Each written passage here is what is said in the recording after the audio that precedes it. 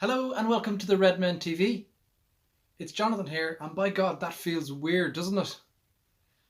It hasn't, but it feels like it's been an eternity since we lost a game of football. It seems like an eternity since we played that poorly, particularly going back to the first 45 minutes there. But it's very difficult to sum up that night's performance. Really, a game we went into with a lot of hope, even with all the changes, 8 changes in total. Still thought that we had enough there to get over the line. And yes, obviously the focus was always going to be on Saturday's game, but we all get giddy with a little cup run, and we all get giddy playing a game at Anfield under the lights in a cup competition. And was full of confidence when I saw the team. Really, really looking forward to it. And the first 45 minutes, well, first 35 minutes particularly, just zapped the absolute life out of us all. It was just dead flat. Um, Perhaps the squad isn't as strong as we're led to believe.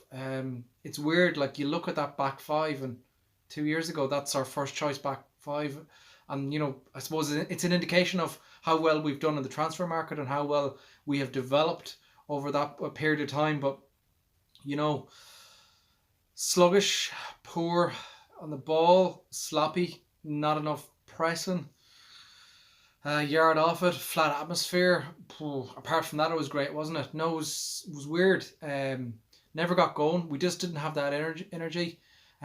Chelsea started the better, and we just never really got to the pace of the game, which was it's. I think I jokingly tweeted at halftime. This is how opposition fans must feel, but it was just so unlike what we've been spoiled, I guess is the word, the last while. And you're left scratching your head. You're left wondering what in the name of God is happening here. Like, is this really happening? But ever so slowly, we kind of got our way back into the game, and that little mini revival just before half time, you thought things were going to be okay. It was definitely, you saw patterns where if we did press, we looked like we were going to, create opportunities. They definitely put them under a lot of pressure. The less said about the first half, probably the better. We come into the second half, then no changes. We start the game a little better. And it was interesting to note, like, kind of Manny kind of got more central, got more of a squeeze on. We got more of an aggressive pace on the game, and we were a lot more. Well, still nowhere near our top levels. I know that we've spoken many times about maybe our first choice team is maybe in second, third gear. This was definitely, in first and just about crawling, and the handbrake was well and truly on.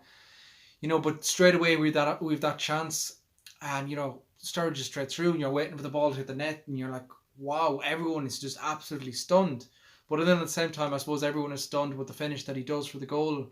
It's just typical Sturridge. I remember even mate text me at the time saying, look, he's missed this, he'd probably score a worldie now. It probably wasn't a worldie, but it was still a very good effort. The ball was behind him, and he finishes very well. And you think we're going to get a grip on this game. The atmosphere picks up. We get a bit more bite.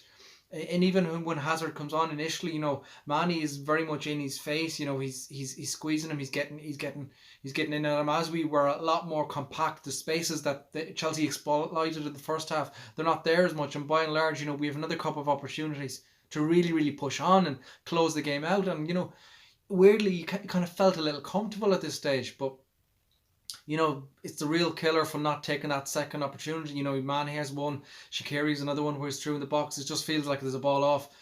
That's just one off, the final touch. And even Sturridge once hits the bar and that's gone in, you could have had a hat-trick. And then, they get a free kick that's never a free kick in my mind. The lino, who's about a yard away, doesn't wave it. And then he weirdly goes from that to give him a yellow card. Ball is whipped in. Yes, it's offside, but we've got to do so much better. Your keeper can't parry the ball like that straight out. Can't have a free header. Nobody tracks him, and it's 1-1. And you're thinking, oh. And even still, I thought we were relatively okay, but it's a moment of magic from Hazard. And I suppose maybe I'm reading too much, and my mind kind of wanders off in tangents at the best of times, as you probably all know. But Keita is booked from that first one, which is never a yellow in my mind. Is that the impact that he doesn't really leave the foot in on Hazard, doesn't really tackle him properly, kind of holds off, he kind of brushes off him twice, which we don't really expect from Keita. Usually he's straight in, and he's one that usually does take the foul. Then Moreno, that's I know Hazard is a good player and it's a wonderful goal, it's a wonderful finish, but right, you can't be turned that much inside. You can't be brushed that far apart. You can't let someone who you know is going to cut in just shoot straight across the goal. It's a very good finish. Again, if you're being super critical, just is Minglet too far on one side? It's he puts his foot through. You're probably clutching at straws here, but I think a lot of players we've kind of that may have been knocking on that door of Klopp probably have found out that they are a level behind, and they need a lot more game time if they are to get to that next level. And you look at Fabinho, he has touches of what he can bring, but there's also touches which shows why he isn't playing a lot of first team football yet, and how he does need to grow and develop into the system. There's a lot of spaces exploited in the first half. Didn't really push on a bit. Does a stupid tackle to get booked. There was a lot of decisions that kind of went against us. It felt like we were getting our yellow cards a lot easier than they were.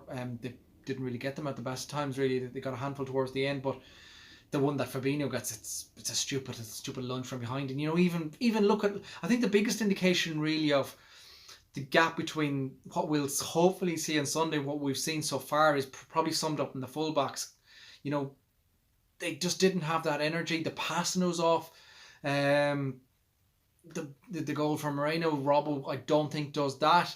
He definitely doesn't do the wall lunge that Moreno does in the first half, which he got away with. But it's a real heart and mouth moment. Where he comes in and he dives from behind with his wrong foot and flicks the ball back, but then gets a kick on the foot or whatever. Lucky enough to get away with that. But there's stuff that I felt like the clock was a big sense of deja vu, and we would kind of threw ourselves back 18 months there. And I think if you want to look at the positive, it's how far we've come across, but that's the drop down, and maybe it's a kick up the arse and a lesson to a lot of us, that we're not the finished article yet in terms of 1 to 11 and then 11 on to whatever. But let's not read too much into it. At the end of the day, there's a lot of guys there that haven't played a lot of football, definitely haven't played a lot of football together, and that showed. We did, frustratingly enough, do a lot of stupid things, and even summed up by experienced players. Henderson towards the end, he's losing the head of the referee, which is probably understandable enough, to be fair, given some of the decisions that went our way and how unlucky we were with decisions. But you can't be jumping into tackles with Hazard. We're trying to win the ball back in the halfway line there, and he's flying into a needless tackle and gives a free away. He does another one outside the box. There's no need for that. We need cool heads. And even the last free kick that we shank in, and another chance where he has the ball at the edge of the box is a decent move, and he just has to play a simple ball to Sturridge and he shanks it. Stuff like that. We didn't have that composure that we come to expect.